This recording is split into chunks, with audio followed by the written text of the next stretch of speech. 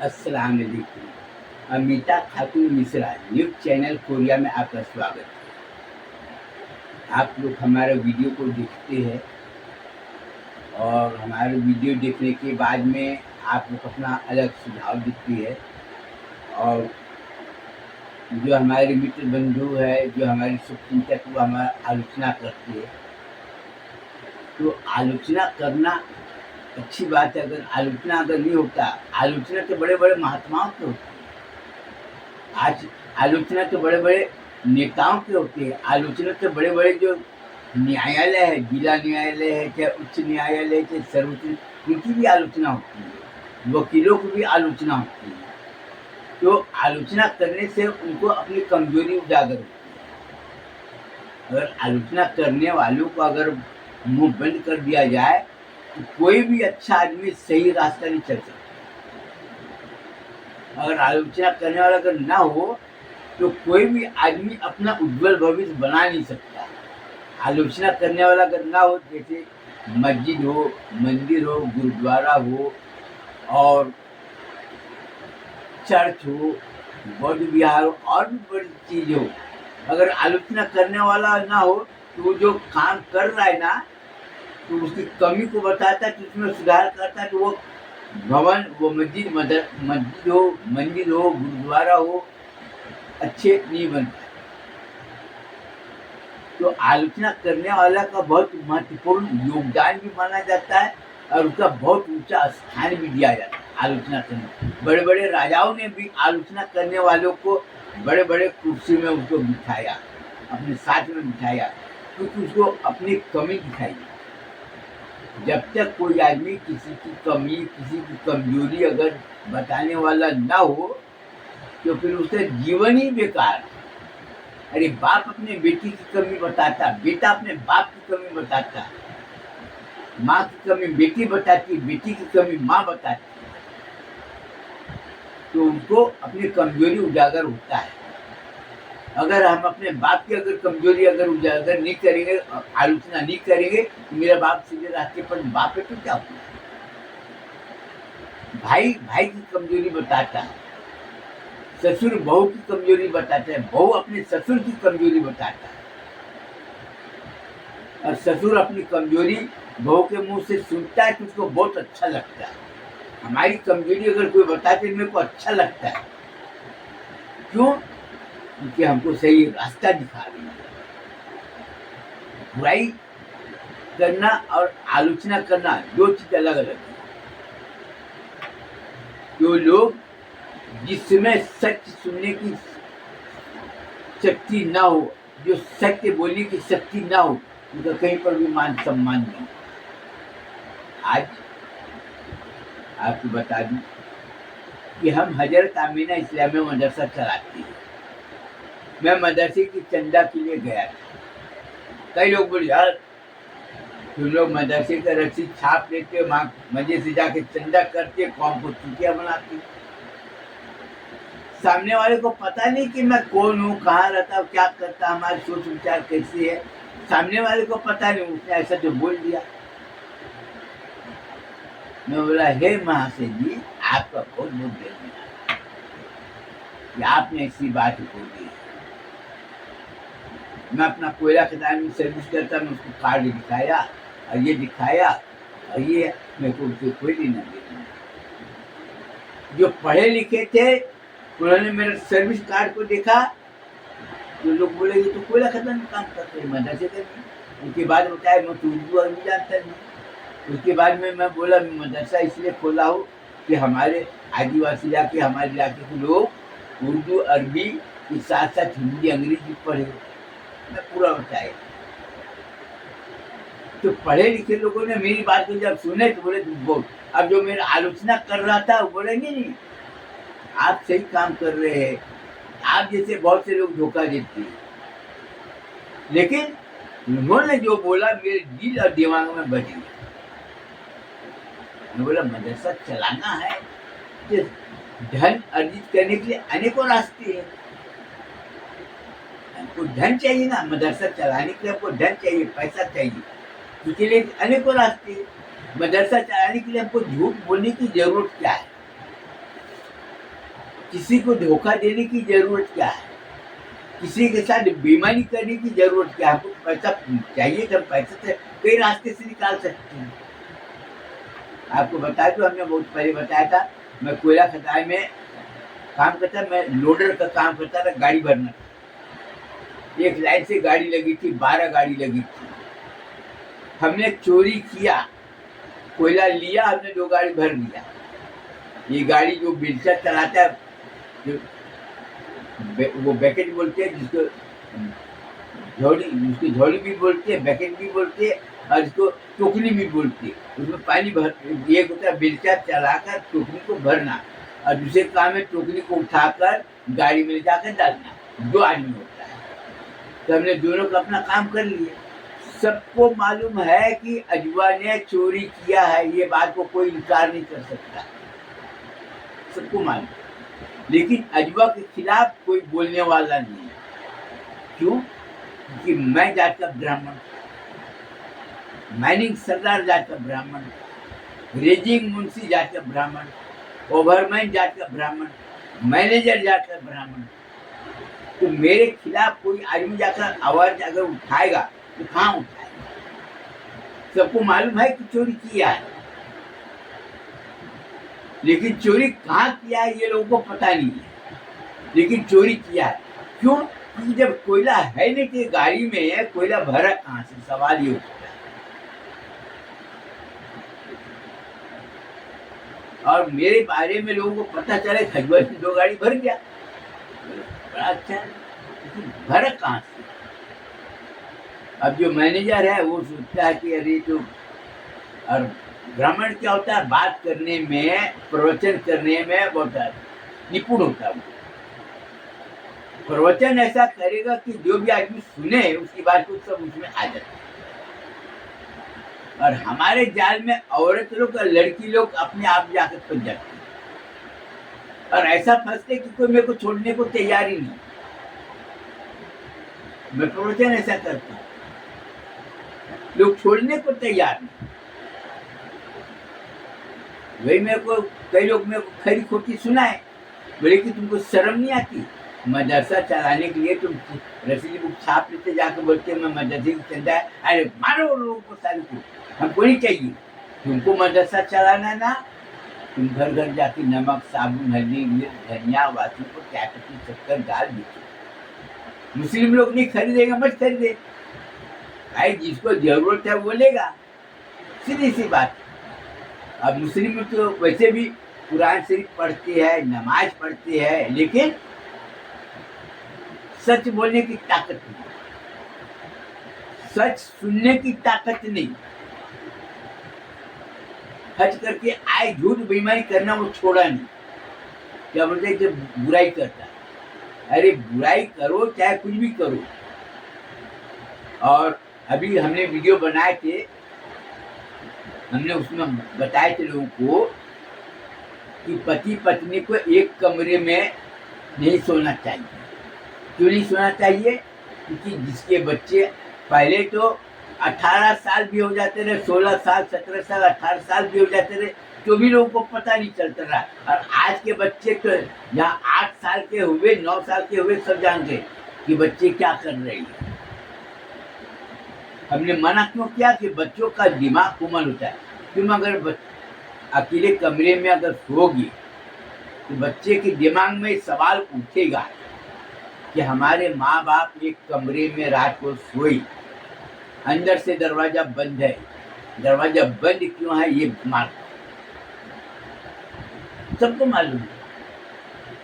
आज छोटे छोटे बच्चे लोग जानते हैं कि संभोग प्रक्रिया क्या होती है, बड़े बताने की जरूरत नहीं। और लोग क्या बोलते हैं, माहौल खराब, माहौल खराब कुछ नहीं है, सब कुछ अच्छा है। लेकिन तुम्हारा जो सोचने का जो नजरिया है, सोचने का जो तुम्हारा सोच विचार है, तुम अच्छे सोच को तुम स्वीकार करने को तैयारी की, तो गलती किसकी, मेरी है कि तुम्हारी है? और जो औरत अपने बच्चे को अच्छा बनाना चाहती है तो हमारी बात को उसको मानना पड़ेगा।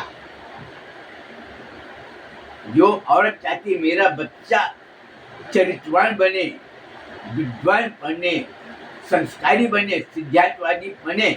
मैं उसको जो बोल रहा हूँ उसको मानना पड़ेगा। ये कान खोलकर कोई भी औरत सुन ली। और कई औरतों ने मेरे को देखी, चाचा जी नमस्ते, आपने जो बोले ना वो बिल्कुल सही बोले चाचा। क्या बोल रही है कि आप सही बोली। तुम अपने बच्चे को अच्छा जीवन बनाना चाहते हो, उज्जवल भविष्य बनाना चाहते हो, कि तुमको बुरे संगत से अपने बच्चे को रोकना पड़ेगा।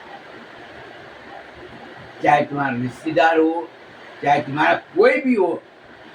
यहाँ पर सवाल बुरे लोगों से रोकने की बात मैं कर रहा हूँ, चाहे वो कोई भी जात का हो। तो बोलेगा अरे हमारा बहन का लड़का घूमने दो, कोई बोले नहीं मेरा भाई का लड़का घूमने दो, कोई बोलेगा नहीं मेरा बुआ का लड़का घूमने दो। नहीं, चाहे किसी का लड़का हो, हराम की औलाद कोई भी जात हो, जो औरत हराम की औलाद के साथ अपने बच्चे को घूमने से रोकती है वो बर्बाद होना है। कहते रहो। तो लोगों ने, बहुत से लड़कियों ने, बहुत से औरतों ने मेरी बात को माना और अभिवादन को स्वीकार किया, मेरा निवेदन को स्वीकार किया, मेरे सुझाव को स्वीकार किया। और जो आदमी सत्य के मार्ग पर चलता हो, जो आदमी सत्य के मार्ग पर चलने हेतु संकल्प लेता हो, और जो आदमी सत्य के मार्ग पर चलने के लिए हमेशा तैयार रहता हो, वो आदमी कभी धोखा नहीं। जो आदमी सही बात बोले, जो आदमी सही बात को सुने, उसकी पहचान हर जगह हो जाती है। आज आपको देखो, मैं एक चीज में बताना चाहता हूँ।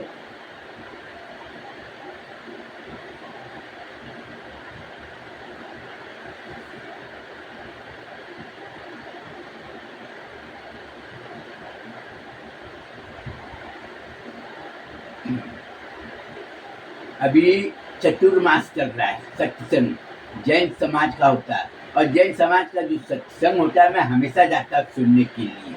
और लोग मेरे को पहचानते हैं, मैं लोगों को पहचानता हूँ। मेरा नाम क्या है लोगों को पता नहीं, लोगों का नाम क्या मेरे को पता नहीं। लेकिन जो आदमी सत्संग में जाता है, मंदिर में जाता है, प्रवचन सुनने के लिए जाता है, तो हमको इसलिए जाना है कि हमको महाराज जी का प्रवचन को सुनना है। हमको महाराज जी का प्रवचन को सुनने के बाद हमको ये विचार करना है कि महाराज जी कहाँ पर क्या बोले हैं, और महाराज जी का कौन सा सुझाव को मैं अपनाऊं कि हमारा उज्जवल भविष्य बने। महाराज जी की कौन सी बात को मैं अपनाऊं कि मेरा मदरसा अच्छा चले। महाराज जी का कौन सी बात को मैं अपनाऊं कि मेरे मदरसे में पढ़ने वाले सभी बच्चों का उज्जवल भविष्य बने। ये देखिए,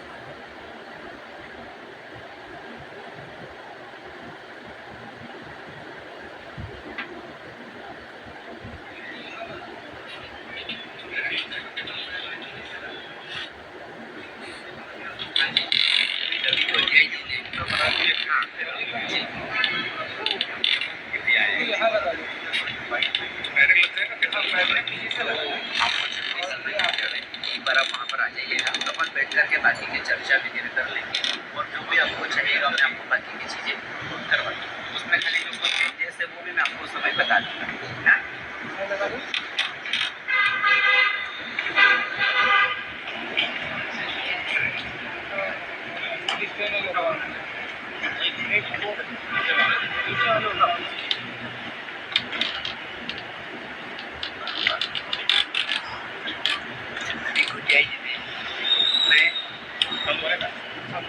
मैं मोहम्मद रहीम बख्श मिश्रा, हमारे पिताजी का नाम है रहीम बख्श मिश्रा।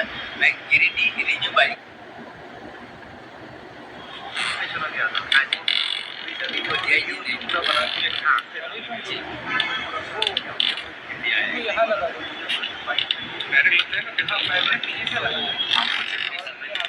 एक बार आप वहाँ पर आ जाइएगा, तो अपन बैठ करके बाकी की चर्चा वगैरह कर लेंगे, और जो भी आपको चाहिएगा मैं आपको बाकी की चीज़ें करवा दूँगा। उसमें खाली जो कुछ चेंजेस है वो भी मैं आपको समय बता दूँगा।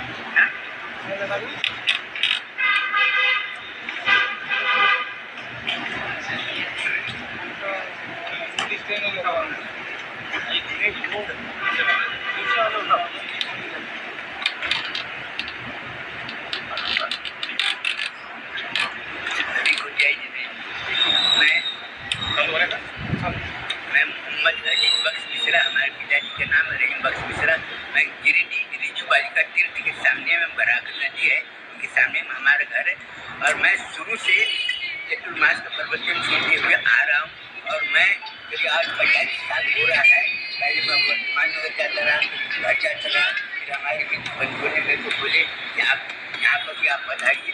ये प्रवचन सुनने का आदि हूँ और इनका प्रवचन सुनने के लिए मैं दूर से मैं आता हूँ। इनका प्रवचन सुनने में मेरे को बहुत आनंद आता है और साथ ही साथ जीवन को कई रास्ता दिखाते हैं कि तुमको अपना उज्जवल भविष्य बनाना है तो तुमको क्या करना चाहिए।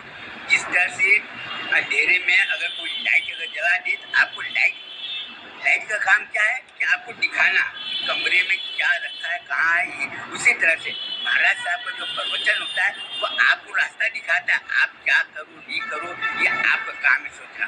और मैं महाराज जी के प्रवचन से इतना प्रभावित हूँ कि मैं हजरत अमीना इस्लामिया मदरसा चलाता हूँ और हमारे मदरसे में पढ़ने वाले कोई भी बच्चे की हत्या के विरुद्ध कोई चिकन नहीं खाता, अंडा बेचने का काम नहीं करता, कोई चिकन सेंटर नहीं। कई लोग बोले कि तुम चिकन सेंटर को हमको नहीं करना, हम आलू प्याज भली बेचेंगे लेकिन हम चिकन वगैरह नहीं करेंगे।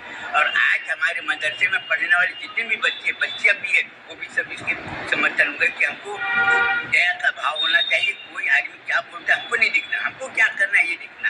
अब प्रवचन सुनने के बाद हमको ये पता चलता है कि हमारे ये दुनिया है और दुनिया में हमको कितने दिन रहना है और हमको लोगों के साथ में किस तरह से व्यवहार करना चाहिए, सभी का सम्मान करना चाहिए। लोग हमारा सम्मान करे या ना करे, हमारा काम है सम्मान करना चाहे कोई भी हो। और इससे हमको जो आनंद मिलता है, जो तृप्ति मिलती है, वो आनंद जैसे किसी को प्यास लगता है कि पानी पीने वाले को पता चलता है कि हमको संतुष्टि मिली कि नहीं मिली, किसी को पता नहीं चलेगा। इसके साथ ही मैं आप लोगों का अभिवादन करता हूँ कि आप हमारा सम्मान किए और आप मैं पीछे बढ़ता रहा, आप लोगों ने मेरे को बोले आगे में बैठिए। और वैसे महाराज साहब से हमारी बातचीत हुई, आपको बहुत अच्छा।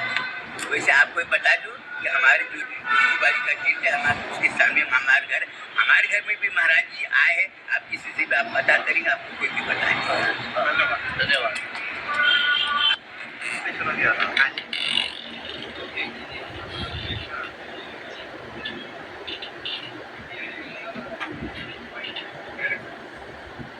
तो आपने देखिए, तो कोई भी आदमी हो मंदिर जाए और पंडित जी का प्रवचन सुने तो आपको ये सोचना है कि प्रवचन किस विषय पर हो रहा है। और प्रवचन सुनने में हमको ये देखना कि हमको लाभ कहाँ पर होगा, क्या करना चाहिए। वैसे सिख समाज में होता है, वहाँ पर भी आप जाकर सुन सकते हैं। ईसाई समाज का होता है ये चर्च में, आप वहाँ पर भी जाकर सुन सकते हैं। बौद्ध विहार होता है, आप वहाँ पर भी जा सकते हैं। जैन समाज का होता है तो वहाँ पर, और जैन समाज श्वेतंबर जैन से हमारा विशेष लगाव है, लेकिन दिगंबर जैन भी हमारा सम्मान करता है और हम भी उनका सम्मान करते हैं, लेकिन हमारा ज़्यादा लगाव श्वेतंबर जैन समाज से। लेकिन अब ये सोचने की बात, हम जब जाते हैं जैन समाज में प्रवचन सुनने के लिए, कितने लोग मेरे को दिखते, अब मैं कितने लोगों को देखता हूँ, उसका नतीजा मालूम क्या है। बाहर निकलते हैं और अगर आमने सामने अगर मिले तो दोनों हाथ जोड़ के जय जिनेंद्र जय जिनेंद्र, और कैसे है सब ठीक है, नाम पता नहीं जानता कोई, लेकिन मेरे को देखे और हमने उनको देखे, जहाँ पर भी मिलते, औरंगाबाद में देखे, अहमदनगर में देखे, लोगों में लड़ाई झगड़ा होता है पैसे के लेन देन के बारे में। ये बात सबको मालूम है, मेरा पैसा नहीं देगा, मेरा पैसा नहीं दिया, मेरा पैसा दो। और जैन समाज में और हमारे में दोनों झगड़ा होता है। काय का झगड़ा होता है? झगड़ा ये होता है कि मैं पैसा मैं दे रहा हूँ, बोले पैसा मत देना। मैं बोलता मैं पैसा नहीं देना।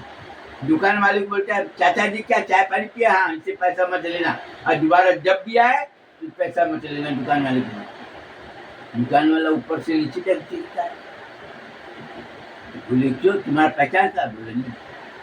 कौन है? बोले नाम पता नहीं तुम्हारा। और दुकान वाला सोच में पड़ गया, मेरे को बोला, बोला मैं भी नहीं जानता। बोला भाई जब तुम लोग एक दूसरे को जानते नहीं हो तो पैसे की होड़ काय को लगा रहे? तुम्हारा जो है ना 30 रुपया हुआ है, जो बोला 30 रुपया हो चाहे 300 रुपया हो, नहीं लेना। तो उन्होंने बताया कि हमारे जैन समाज के प्रति हमेशा जागृत रहता है, सहयोग की भावना रहती है और सम्मान की भावना रहती है। हमारे जैन समाज के कोई भी आदमी है कि देखता है तो चेहरे पर चमक आ जाता है और सबको आमंत्रित करता है कि आप शिखर जी आप आइए, आपका स्वागत है। इसलिए हम इसे सम्मान करते हैं। ये मैं जा रहा था, वो गाड़ी से उतरा और मेरे को बोला तुमको बहुत ज्यादा गर्मी हो गई, तुम्हारी गर्मी उतार दूंगा, तुम समझ क्या रखते हो, तुमको समझ में नहीं आता। अब वहां पर आसपास मुस्लिम लोग थे, बोले बंदी क्या हो गया, कान खोलकर अच्छी तरह से सुन लो, समझ में अगर नहीं आता है तो सोच लेना मैं क्या करूंगा। लोग बोले क्या बात है, जब पूछे किसे कोई गलती कुछ नहीं हुआ। मेरे बोला खाना कहाँ खाता है, बोला हाँ। बोला पैसा दिए खाने का, बोला हाँ। बोला पैसा नहीं दिया होगा तो पैसा दे देना। बोला पैसा वहां से सब वापस ले लेना, पैसा मैं उसको पेमेंट कर दिया और उसको बोल दिया कि वो खाना जब भी आए खाना खाए, जो मांगता है दे देना, उसे पैसे मत लेना। अब सभी लोगों का तो दिमाग चकरा गया। बोला आप इनको पैसा ठीक है, बोला पता नहीं। मेरे को बोले तुम पैसा ठीक है, मैं बोला पता नहीं। अब सब ताज्जुब कर रहे कि तुम उसका नाम पता नहीं जानते हो, घर कहाँ ये नहीं जानते हो, तुम्हारे से कोई लेना देना नहीं है, लेकिन वो धमकी दे रहा है। बोला हमारे जैन समाज के प्रति वो पूर्ण रूप से समर्पित, सबका सम्मान करता है, सबका ये करता है, अपने घर ले जाता है। बोला आपके लिए कभी भी कोई परेशानी आप यहाँ पर विश्राम कर सकते हैं, हमने हैंड पंप लगा दिया, आप नहाना धोना कर सकते हैं, संडास आप संडास जा सकते हैं। सभी को जो ऐसे व्यक्ति को अगर हमारे इलाके में आए और वो होटल में खाना खाए और पैसा दे, हम लोगों के लिए कैसा लगेगा। सब इधर उधर देखने लगे। जिसके पास में चंदा मांगने के लिए गया था ना, नहीं हम लोग चंदा नहीं देते। अब वो बुलाया, बोले 200 रुपये की पार्टी फाड़ देंगे। बोले तुम्हारे पास तो मैं चंदा के लिए गया था, तुम तो बोले चंदा नहीं देते। बोले नहीं बोला ये अब जितने लोग हैं अब सब बोलते हैं खाने का। मैं बोला खाने के लिए, खाना पीना नहीं लूंगा, चाय पानी भले होटल में पिला दो तो पी लूंगा, लेकिन खाना पीना नहीं लूंगा। तो अपनी पहचान बनी और लोगों ने मेरे को सुझाव दिए कि नमक साबुन हल्दी मिर्च धनिया वाटी पर चाय पत्ती शक्कर डाल के साथ साथ तुम क्या करो कि तुम तौलिया बीचो, तौलिया के साथ में बनियान बीचो, बनियान के साथ में मोजा बीचो। तुम्हारा आमदनी का जरिया, तुम्हारा साधन, धन अर्जित करने का साधन तुमको अधिक रहा। जाकर दे दी, हमने न्यूज पेपर में छाप दिए। हजरत आमिना इस्लाम में मदरसा चलाने के लिए हम ये काम करते हैं, हमको चंदा जकात पिता की कोई जरूरत नहीं। पेपर छपा हुआ बहुत से पेपर में। तो लोग जो मेरे को अपना हौस दिखाते थे, अपना अकड़ दिखाते थे, चंदा नहीं दूंगा मैं दो। हमने बॉन्ड निकाली 1000 रुपया, 5000 रुपया, 10,000 रुपया का, और लोगों को बोले कि साल भर में जो मुनाफा मिलेगा 50% मुनाफा मदरसे को दूंगा, 40% आपको दूंगा, 10% कारोबार में दूंगा। तो हमारी योजना लोगों को सफल हुई। लोग बोल रहे हैं तो बढ़िया है। तो लोग दूसरे को नीचा दिखाना चाहते हैं, लेकिन नजर में वो खुद नीचा हो जाता है। वो लोगों को बर्बाद करना चाहते हैं, वो खुद ही बर्बाद हो जाते हैं। मेरे को नीचा दिखाना चाहते थे, वो चंदा ही मांगने। कई लोग तो मेरे को बोले चंदा के लिए आना, मैं तुमको चंदा दूंगा, मैं आपको बहुत बहुत धन्यवाद बोल के कई लोगों ने, और वीडियो रिकॉर्डिंग भी हो गया। लोग बोलते हैं कि हम ये काम करते रहते हैं। तो सही काम करने वाला हर जगह सम्मान प्राप्त करता है, सही काम करने वाले की हर जगह पहचान बनती है। सही काम करने वाला अपने जीवन में कदम कदम पर सफलता को चुनता है। सही काम करना, चाहे वो कोई भी जाए। आपको मैं बताया था हमारे मदरसे में दूसरे समाज की भी लड़कियां पढ़ती। मेरे पास में कितने लोग आए पैसा लेके, ये 2 लाख रुपया लो, ये हमारे समाज की लड़की है, इससे मेरे वो जाने, उसका बाप जाने और तुम जानो, इससे हमारा कोई नहीं। और लड़की का बाप बोल रहा मौलाना जिसको देगा वो देना, हमको नहीं। क्या है, हमारे समाज की लड़कियां वो किसी को भी बोलेगा शादी करो तो हम उसी को देंगे, तुमको नहीं देंगे, बस मौलाना। तरह तरह की बातें हुई। एक मेरे को नीचा दिखाने के लिए बोल रहा, तो दूसरे लोग 10 लोग डंडा लेके खड़े हो गए, बोले मौलाना के ऊपर अगर उंगली उठाओगे तो तुमको गाड़ देंगे जमीन में। मौलाना के हजरत आमीना इस्लामिया मदरसे के अगर कोई आंख उठाएगा तो सोच ले तुम्हारी आंख निकाल लेंगे। क्यों मालूम है? क्योंकि दूसरे समाज की लड़कियां पढ़ती है, वो अच्छा संस्कार मिलता है, सिद्धांत मिलता है, अच्छी शिक्षा मिलती है और उसका चरित्र हर तरह से सुरक्षित रहता है। वो अपने समाज के दूसरे लड़के से जहाँ शादी होकर जाती है, वो मेरा पांव छूता है, बोले हम आपके आभारी हैं। भैया मैं तो कुछ भी आभारी नहीं किया, मैं तो माल बेचा हूँ, पैसा कमाया हूँ, मदरसा चलाया, ये किया। मैं तो बोला आपने सबसे बड़ा परोपकार काम किया। खुद वो कि तुम कुछ भी करते रहो ना, तुम अपनी अकड़ दिखाओगे, जो अकड़ गया वो उखड़ गया, और जो झुक गया वो समझ जाओ सफल हो गया। ये हमारा प्रवचन है। और हमने औरतों को बताए थे अपने बच्चों को बुरे संगत से जाने से रोकना, गंदी आदत से उसको बचाना, जैसे बीड़ी सिगरेट पीना, तंबाकू खाना, ये सब से रोकना। जो औरत बच्चा है पैदा की है, वो औरत कभी नहीं चाहेगी कि मेरा बच्चा का स्वास्थ्य खराब है, मेरा बच्चा का चरित्र रहना नहीं, कोई औरत नहीं। हमने कई प्रवचन किए, और जहाँ पर न्याय की बात कर रहा हूँ, कई लोग हमने बताए थे, एक औरत है, बच्चा दूसरे का हुआ, हमने पूछे भी, मैं वो टॉपिक को बात कोई चेंज कर दिया, मैं अपने ऊपर ले लिया। तो कई लोगों ने बोले कि तुम इस तरह से बात करते हो, तुमको शर्म आना चाहिए। मैं बोला शर्म तो तुमको आना चाहिए।